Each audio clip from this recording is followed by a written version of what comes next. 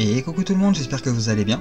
Alors aujourd'hui on va redécouvrir un mythe grec qui se déroule dans l'Hérault, à savoir l'histoire de Sébenna et Rhéa. Allez c'est parti, ne perdons pas plus de temps.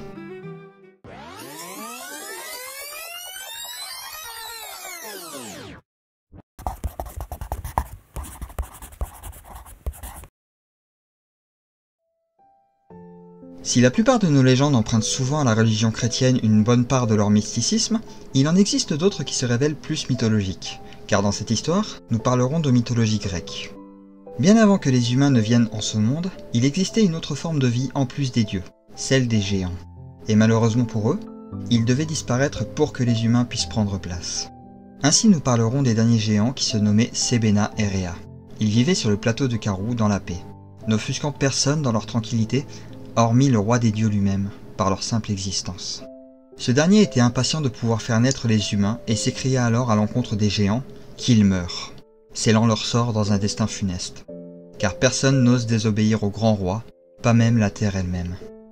Ainsi commença un enchaînement de désastres qui allait invariablement changer le paysage local. Sébenna fut la première, dormant paisiblement au moment du glas. Elle ne put rien faire et se fit happer par le sol qui l'engloutit. Son seul et unique acte fut d'appeler son amour à l'aide, en vain. Elle pleura, et les eaux du Riotor recueillirent ses larmes. Quant à Rhéa, il avait entendu l'ultime appel de sa bien-aimée, mais ne put jamais l'atteindre car elle fut aspirée par la rivière d'Éric.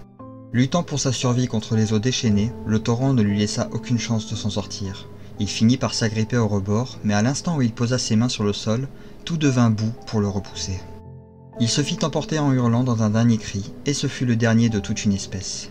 Ainsi moururent les derniers titans, tués par les éléments sur ordre du roi des dieux.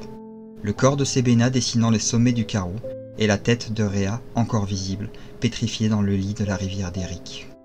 Ainsi s'achève notre histoire, cruelle en un sens. Pourtant ce sacrifice permit aux humains de venir en ce monde. Personnellement, je trouve cette histoire vraiment sympathique, ou du moins de par ses origines, car cela nous rappelle que certaines légendes peuvent emprunter le lore des pays voisins.